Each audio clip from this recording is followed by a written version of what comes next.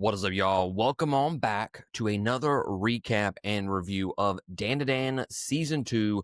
We are recapping and reviewing episode number 7, Feeling Kinda Gloomy. So far, I have recapped and reviewed every episode of Season 2, and I don't have reviews for every single episode of Season 1, but I do have like an overall Season 1 review. You can find that at the playlist right here, the link above. So far, this season has been really, really great. Episodes 4 and 5, not my favorites of the season, but they were still really good. And I cannot wait to talk about episode 7. There is a lot to talk about, so we're just going ahead and jump right into it. By the way, full spoilers from this point forward. If you have not watched through episode 7 of season 2 of Dandadan, this is your opportunity to push pause and then come back once you have caught up, because obviously I'm recapping the entire episode, and this is a good one, guys. This is a very good one. So yeah, without further ado, let's jump into it. Miko and Mugo tease Momo as she begrudgingly serves drinks to her friends and a flustered Okarun.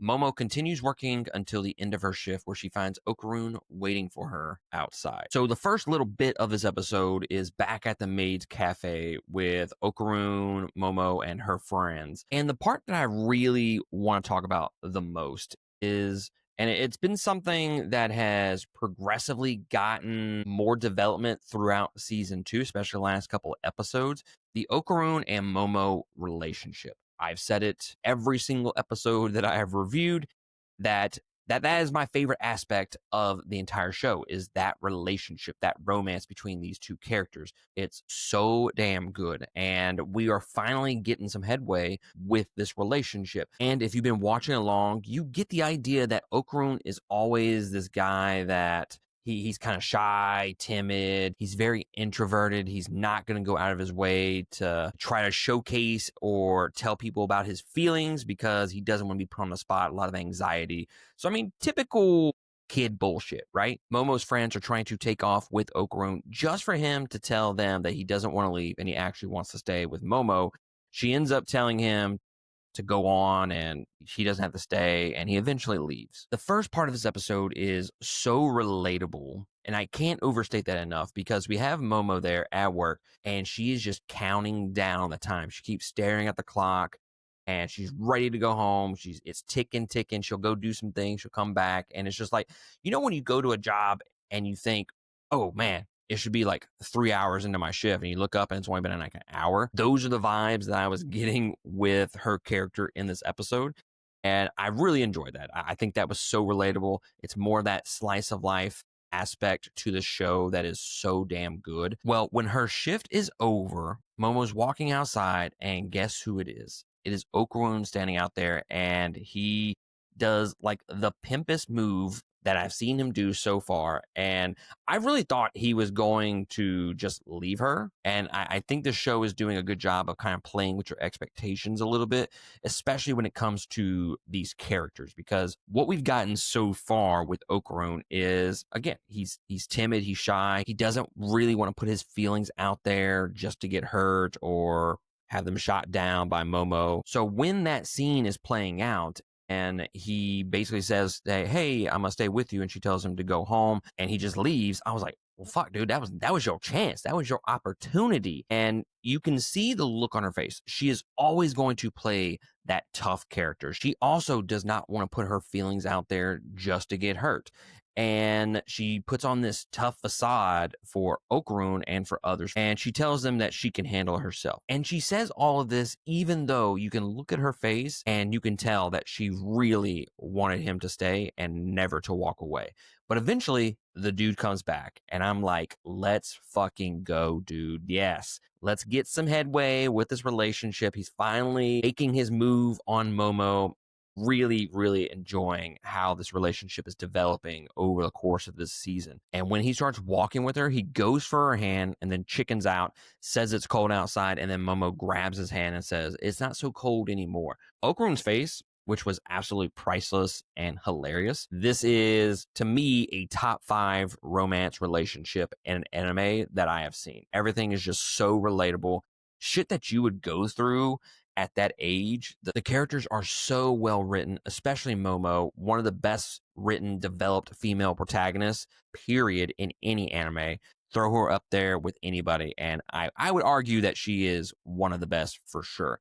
But that whole relationship is just, it's peak. It's peak anime. It's peak romance. So damn good. I can't say enough about this relationship. Meanwhile, Jiji is able to gradually control Evil Eye, much to Seiko's relief. When Momo Okarun return home, Jiji accidentally collides with Ira, causing Ira's cold drink to spill on Jiji and for Evil Eye to reappear. Gigi's finally controlling Evil Eye somewhat with the room temperature liquids. The animations here, and I'm going to mention a couple of times more throughout this review, the animations are really fucking dope, especially in this particular scene. The color palette of Evil Eye attempting to break through, and just when they let their guard down, Jiji runs into Ira and she spills that coffee on him, and out comes Evil Eye. But the dude is anticipating them throwing the hot water on him, so he uses his powers to trap them and to prevent them from doing so.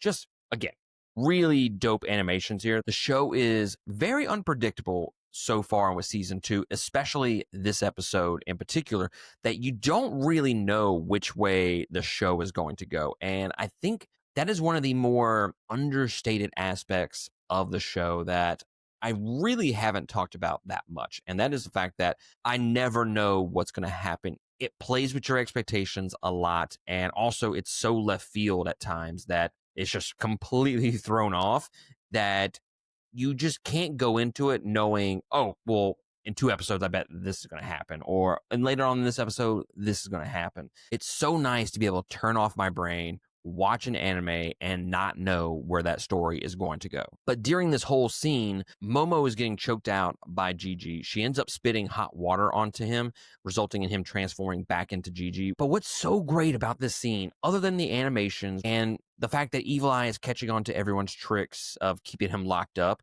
it's the fact that as soon as Okarun can, he goes and checks on Momo. We've gotten like little tidbits of him checking in on Momo, making sure she's okay. But this one seemed the most sincere. He seemed like actually worried about her safety and just pushed him aside. And we have Jiji realizing that he continues to mess up here and it's his fault that his friends are getting hurt. But also, I think there's some underlying things going on here where Jiji is kind of realizing how much Okarun cares for Momo. So I'm curious to know, we have that square relationship between Ira, Okarun, Momo, and Jiji. If he's starting to pick up on these vibes that Okarun really cares about Momo, I'm curious to know what type of character interactions we're going to get.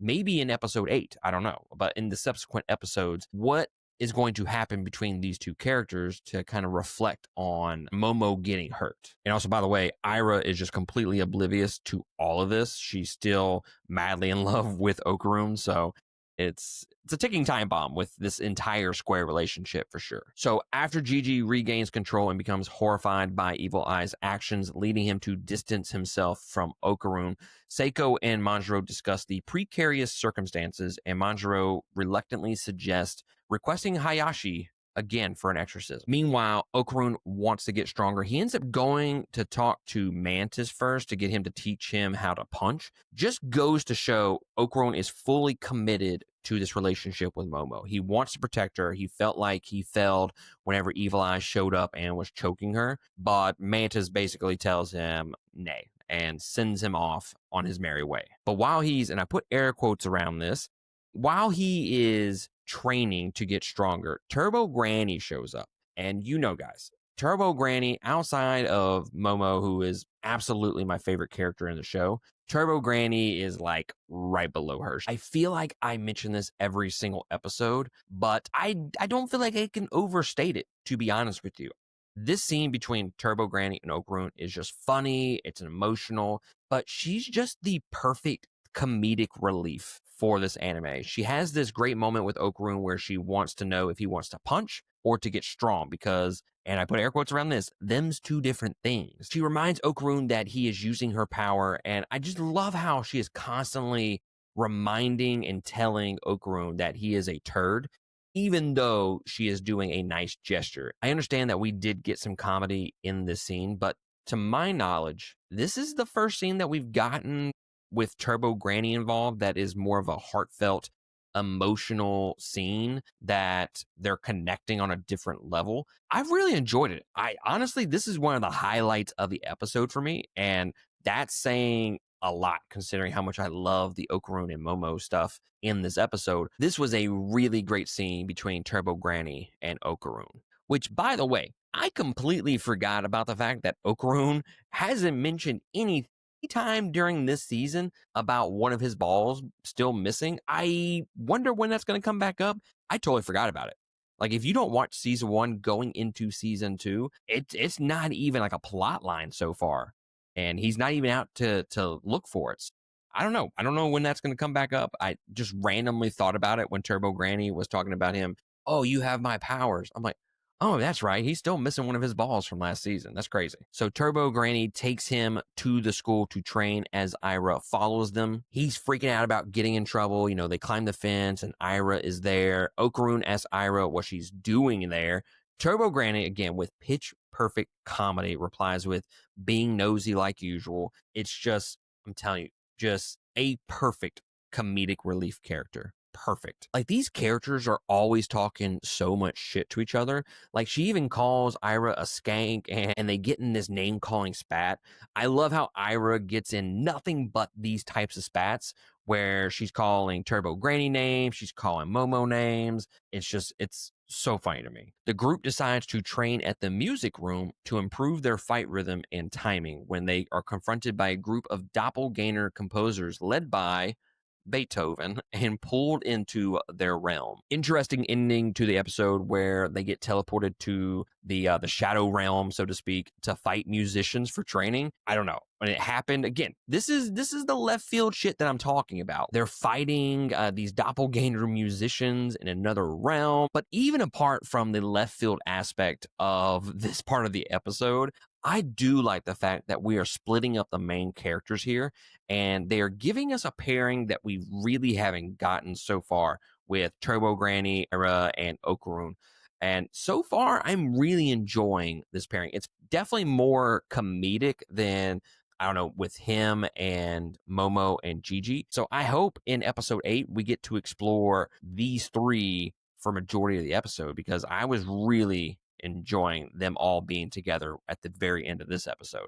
But overall, guys, this might be my favorite episode of season 2, and it's probably near the top of the entire series. Like I said, we get a lot of movement in the Okaroon and Momo relationship. We got great slice of life aspects to this episode, which are always the best part of the entire series outside of anything else. We get some further development of Evil Eye, and now we have Okaroon wanting to get stronger and these musicians showing up. I really just loved everything that this episode had to offer. It gave you a little bit of everything. There wasn't much action whatsoever. It was mostly just conversations between these characters and developing those relationships and pushing that plot forward ever so slightly, but pushing it forward nonetheless. I cannot wait for the back half of the season and what it has to offer.